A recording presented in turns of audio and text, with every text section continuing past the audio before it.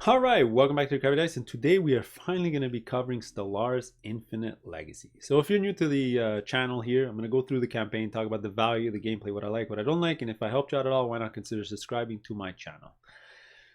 All right, so I am covering this game extremely late just because it was a really miserable and frustrating experience to try to understand the way how this game works and the way they're pretty much drip feeding all the information and the rules on these TTS videos and Q&As.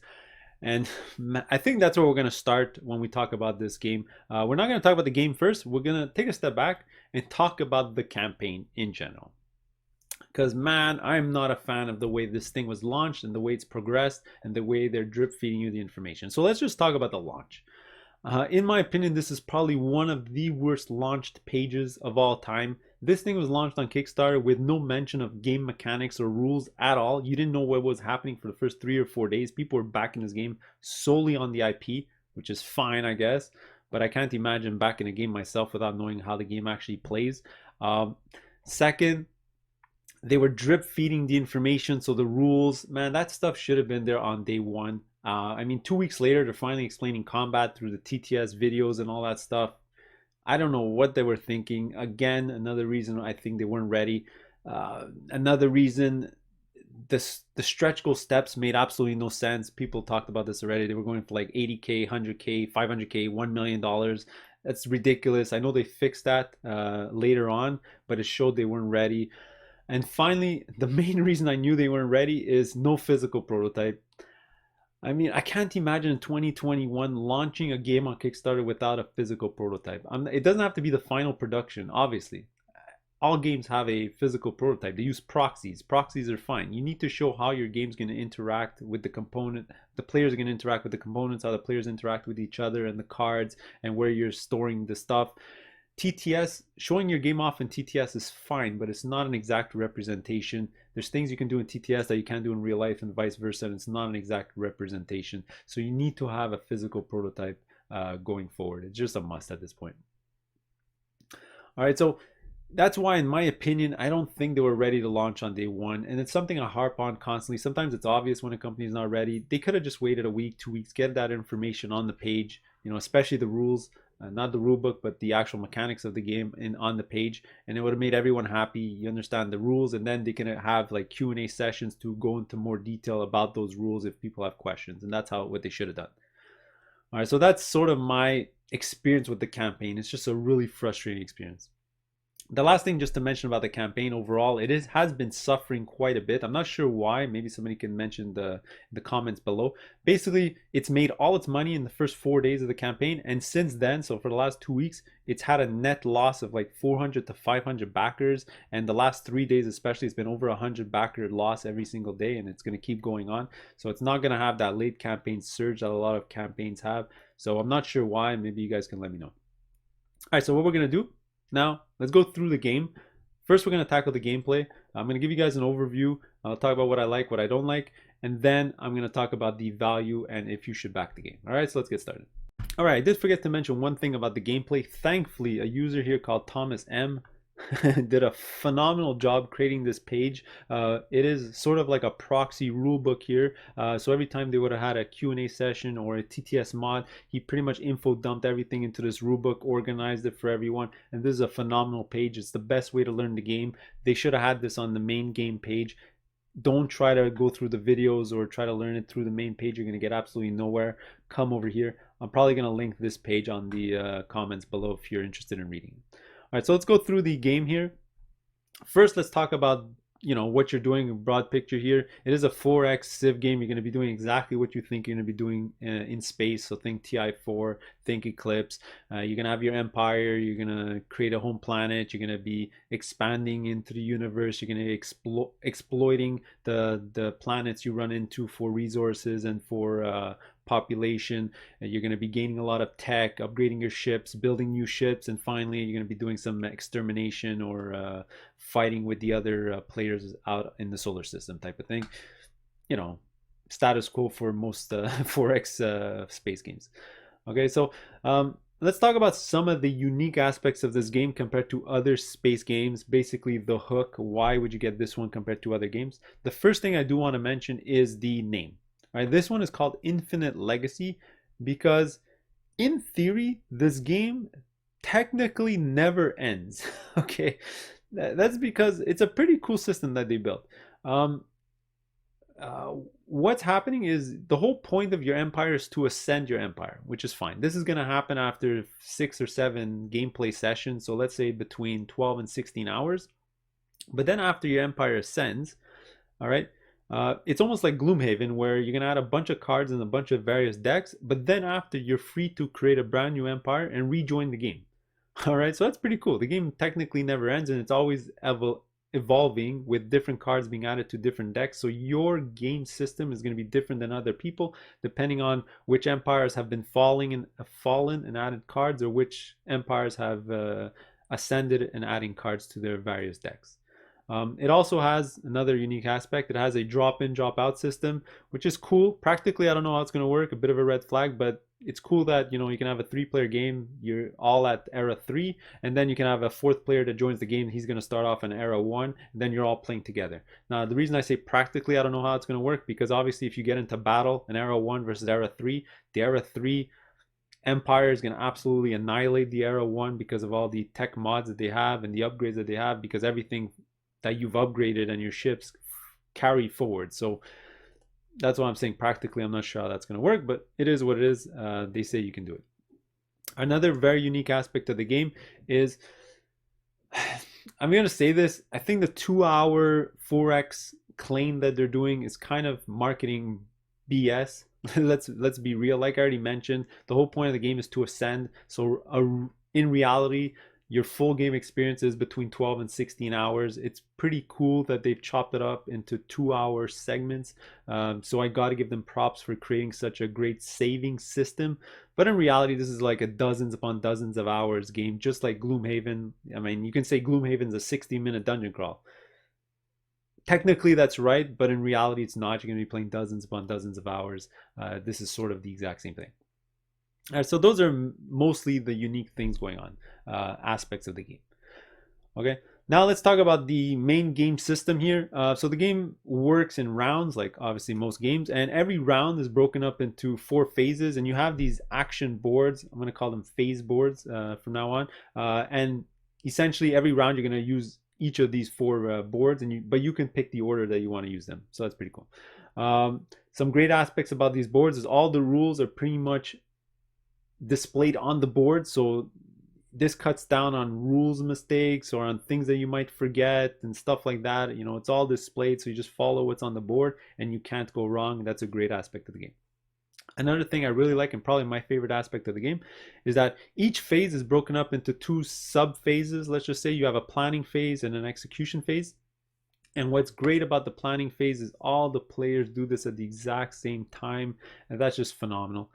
In a lot of Civ games, there's a lot of downtime because it takes a while for it to get around the table, for everyone to do their moves and to think about it. This is fantastic. Everyone does it at the exact same time. It keeps everyone engaged, and it's one of the main reasons why the game length is much shorter than a lot of other Civ games out there. Now that leads me into my first negative aspect about the gameplay. This is a kind of garbage rule that they've implemented. Basically, for the execution sub-phase, the person who finishes planning first decides the turn order. That's just garbage. It's always going to be the same person or same 2 people that are going to decide turn order. It's just the way people's brains work. Some people can think faster than others, and it's stupid that you're giving an advantage to those players. I'm probably going to implement a turn order board of some sort when I play this game, but it is what it is, just a minor thing. All right, before we go into more of the minutia, let's look at this picture, because they're trying to sell you on this as the representation of the game when you have it on your table. This is a complete lie. I'm going to be honest with you. This is not a representation of what the game is going to look like on your table. I think it's going to take up considerably more space than you see here, just because they're not representing a lot of the components on the table. To be honest, they're forgetting some things.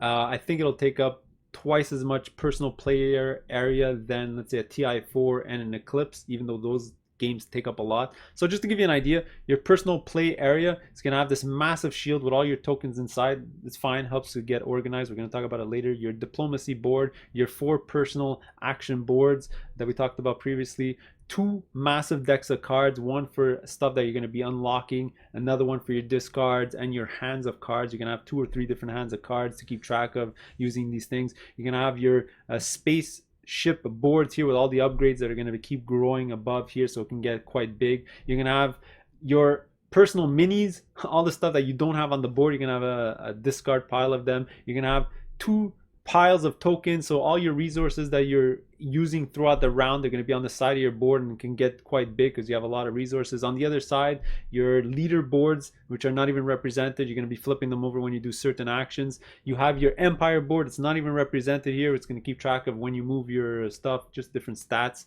That's just for your play area.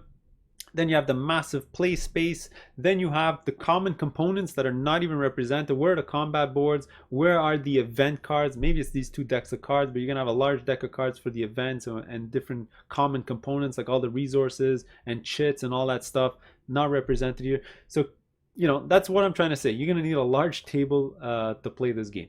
All right. Before we leave the picture, just if I had to mention a couple of negatives that I had, I do love these shields, helps get organized. I find them a bit too big and cumbersome just because it's going to cover a lot of your player space area. I'm the type of guy, I like to see what everyone's doing, make sure everyone's following the rules. That's just a me problem.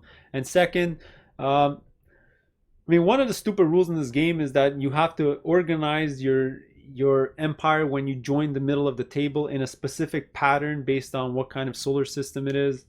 That's just rules complexity to add rules. It doesn't add anything to the game. Honestly, they could have stripped all that out. It would have changed absolutely nothing. And it would have made the game faster because you would have been all connected together. I don't know. I just don't like that rule system. But again, that's just a minor nitpick.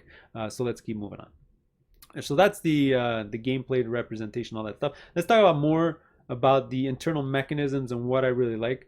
First is the amount of customization for each of your empires. So when you start up and you set up your empire, lots of customization. That's fantastic. So just to give you an idea, set up your alien species, your home world, your traits, your governments, which is your origins, your ethics, your authority, your civics, lots of little tweaks you can do to change up your gameplay, and that's great. If you play a lot, you can make these minor tweaks to change up your game style.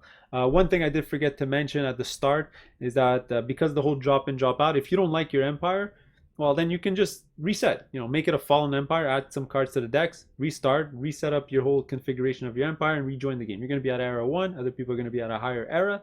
But that's fine. Maybe you'll like the gameplay of your new empire a lot more than what you had set up before. All right, so let's keep going down. Another thing about the map tiles that I love are they use these puzzle board pieces. I don't know, I just love that aspect. I don't know why. It's just a little minor thing. So let's keep going down. So we already talked about these 4 boards here. One minor thing that really bugged me, I don't know why they named all these stupid boards with EX something. I guess because they wanted to call it a 4X game. So we have Explore, Exopolitics, and the other 2, whatever they're called. This is the research and tech board. They should just call it research or tech. I don't know why they call it explore. That's just a minor thing. It's kind of stupid, but it just bothers me.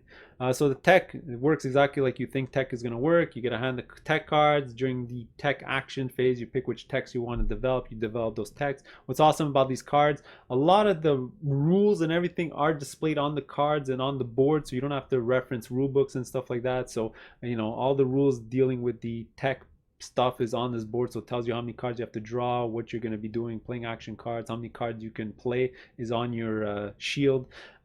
When you're playing a tech card, for example, here it's going to tell you all the cards from your empire that you're removing from the game, and all the cards, so action cards or tech cards that you're including in those decks. All right, so by developing or researching new tech, it's going to change up your empire quite a bit over the other empires as you play, so that's great. Expand board, this is basically just expanding the universe.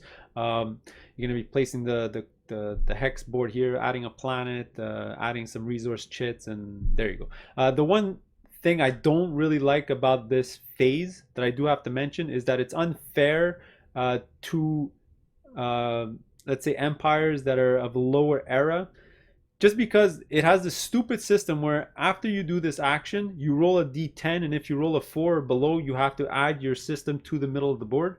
All right, before that, you don't have any interaction with the players. You only have interaction when you join the middle of the board, and then you can start fighting each other.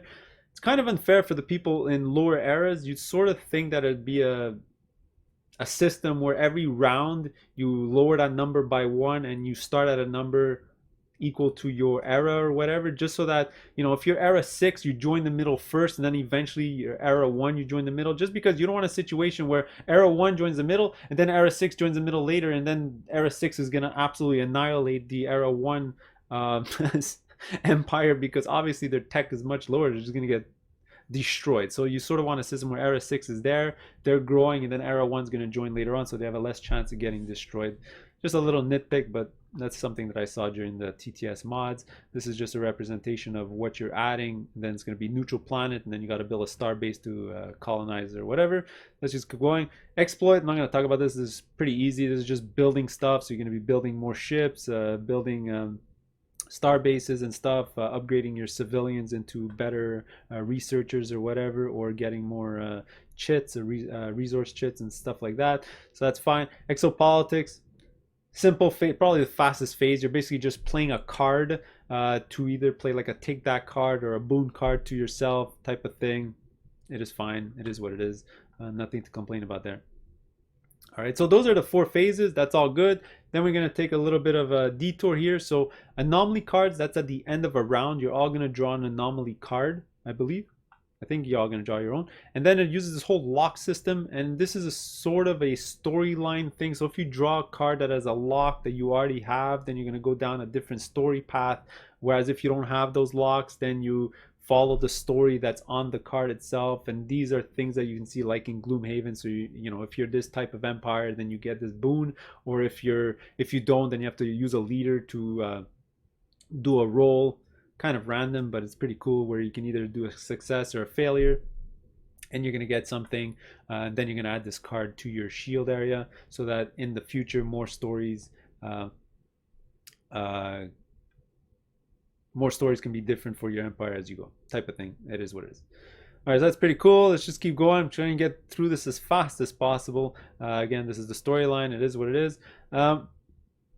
One of the negatives that I did want to mention about the game, I'm not going to dwell on this too much. I wish they would have streamed. This is a board game. It's not a video game. I know they tried to incorporate a lot of the video game stuff into this game, but honestly, a lot of it could have got stripped out and made it a lot easier to play. If you watch a lot of the rules, you get that feeling that there's rules just for rules' sake. For example, these diplomacy boards and stands, very unnecessary system. You know, whether you have a truce, you know, you can just say I have a truce with you, have cards or something, have a different system. This whole board, very not necessary, very cumbersome as well. Anyway, you don't really need it. It is what it is. You have the same thing with the leaders. I wish they would have just dropped out the whole leaders aspect of the game. It's just dials that you're just flipping over for no reason. And honestly, there's not much effect about leaders in the game. Maybe in the future rounds they do, but in the first few gameplay sessions, they're not gonna have that much of an impact on your empire. All right, so let's just keep going. These are the upgrades. Really cool system. Each type of ship you have in your empire is gonna have these weapons, support, and armor chits. You're gonna put them around your board. These are all the upgrades that you have, so you can spec out your ships however you like. It doesn't have to be based on size or shape like in Eclipse or whatever. This one you can pretty much do whatever you like, as long as you have the energy to pay for those upgrades. So that's a pretty cool system. I like it. So you sort of tech your ships to sort of combat what your opponents are doing, right? Because you want to spec your ships to fight better against them. So it's a cool double think rock paper scissors mechanic they have going on. This is the combat board.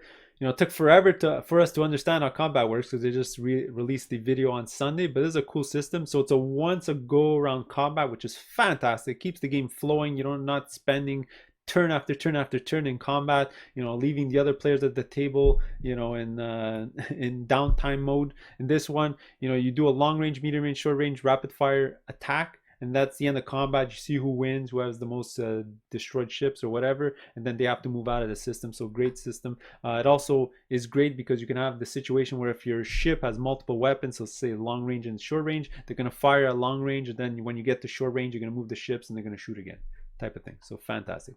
All right, that's basically all I'm going to say about the gameplay. I know I've been talking way too long about it, so mostly good. Some nitpicks, like they needed to streamline this game a bit. Some of the setup is a bit laborious and all that stuff. And these are all the videos, as you can see, that I watched to understand the game. And that's it. All right, so let me know what parts of the gameplay you actually like. All right, and let's tackle the value now. All right, that was a lot for gameplay. Let's make the value here much faster. Return to the game page. So for value, there's two different pledge levels. There's a standard edition at 110. There's the deluxe edition for 170. Two things I really hate about this campaign. First of all, they called it deluxe edition, even though there's nothing deluxe about this edition. It's not like they're changing components or anything. You're just getting an extra 2 expansions. All right, so this is just a minor nitpick. The second thing I really hate about this campaign is they do that stupid thing where if you get just a standard edition, you get none of the stretch goals, but if you get the deluxe edition, you get all the cool stretch goals. So you're essentially paying for those stretch goals that are cool. All right, because if you don't get it, you don't get it in the standard edition, and that's total BS. I hate when they do that. All right, so already you're starting on the wrong foot. All right, but let's look at what you get for $110. Sorry if I'm lagging a bit. Is it worth $110?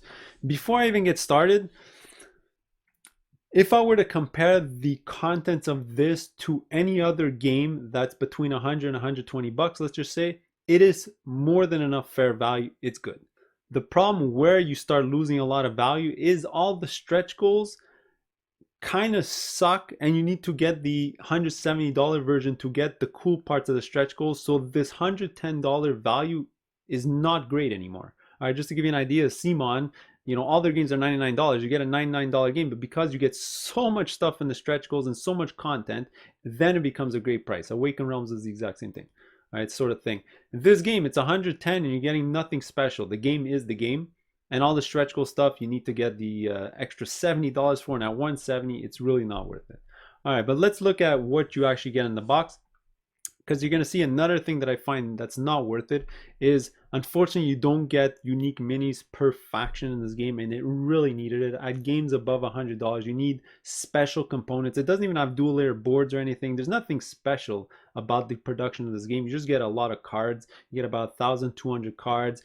You get minis, but these minis are all the same sculpt. So, you know, when you get different sculpts, that's where you have to pay for the different moldings. When you're at the manufacturer of this, you're just paying 5 different molds and you're just pumping them out over and over, and each one is going to cost pennies on the dollar because it's just plastic that you're pouring through. All right, and these are ship minis. They're not miniatures from dungeon crawl games. These are going to be much smaller than what you're used to. So think like a Corvette is going to be a tiny little thing. It's not going to be something substantial. All right, so that's where I don't think it's worth the price. All right, another reason I don't think it's worth the price is because there's nothing unique going on. A lot of the contents in the box, you're paying for it 4 times because a lot of the cards, most of the cards, are replicated 4 times because every faction can have that card, and all the ships and components as well 4 times. So you're going to see a lot of per player in this game. So like I said, the ship parts per player, the large cards per player. These are tech tradition stuff. You're going to get it per player. You're going to get the Empire, ship boards, the shield, the organizer, the stands, the action boards, the large cards, again, per player, so on and so on. The mini cards per player, trade civic, flag cards, so on and so on. Now the unique parts that you get that you don't get per player, you can get the map tiles, the planet, the leaders, the resources, a lot of resource chits. But again, these are nothing special. They're just cardboard chits. I wish they would have made them like better material, but it is what it is. Civilian ships, a lot of event cards and anomaly cards that you can throw in. So about 1,200 cards, like I said. The dice. Oh, the objective. I actually forgot to talk about the objective board when talking about the game, but you know what? Too late now. Let's just keep moving on. And the battle board. So it is what it is at $110 in my opinion. Not a fantastic price. I wish they would have added more, or at least add the stretch goals to your base pledge here. Now at 170 for $60 more, you get 2 expansions. One expansion I absolutely hate, and that's the Empire's expansion. So like I said, everything is replicated 4 times. This is a 5-player expansion. You're basically replicating everything 5 and 6 times. You're getting 2 other colors, gray and purple. In my opinion, I would never play this 5 and 6 players. It becomes too large, too much table space. The game's going to be too long. It's not like Scythe where you can actually play 5 and 6 players because you don't need a lot of table space to play Scythe. You just need about this much space. Everyone can get around the table, and the game is really snappy because you're doing micro actions and it's going around the table quite fast. This one is going to be way too cumbersome at 5 and 6 players, but it is what it is. The good expansion, unfortunately, if you want to get the stretch goals, is the Frontiers expansion, and that's going to add everything that you want: the 500 tech cards, the extra stories. These are the minis that you've unlocked: the amoebas, the crystalline, the ancient mining, the extra star bases, robot population chits, and all the extra stuff. So if you want all that extra goodiness, you're going to have to pay quite a bit. All right, and as you can see, let's just go through the stretch goals quick here. And it's just all the stuff that you saw that's in the extra pack. So the mining ship, the extra cards, the star bases, cards. You're gonna see it's just a lot of cards. Cards. Then you see star base, cards. And then finally at $2.2 million, you're gonna get the amoebas, the crystalline, and the void cloud miniatures. All right, so already at 170, it is just really expensive. For example, compare this 170 to Primal, which was 170 or 180. It's night and day. You're getting so much stuff in Primal compared to this. It's not even close. The only extra things to talk about are the optional the optional buys. Playmats. I'm not a fan of playmats. I would never get playmats, but here you can get one $50. It is going to be a gigantic playmat. Keep that in mind. So it is worth $50. It's not like those $30 ones you see normally on Kickstarter, probably twice the size, and they are much higher density playmats, so much higher quality. All right, and the only 2 exclusive items in this whole damn page you have to pay for, which is total BS in my opinion. So you have the Dreadnought here and the Devour Broodmother, and these are huge miniatures, so 50 millimeters. So this is a ship and this is a mini that you can add into your game to add some variety. And then they added some card sleeves and an art book in the last couple of days, but that's just bullshit. I would never pay for sleeves or an art book on Kickstarter. So that's it. That's Stellaris. Those are my thoughts on the gameplay and the value. Let me know your thoughts below. Let me know if you're backing it. Let me know why people are exiting. Maybe it's because of the value, not the, I don't know, maybe that's the case. But there you go. So we'll see you in the next one later.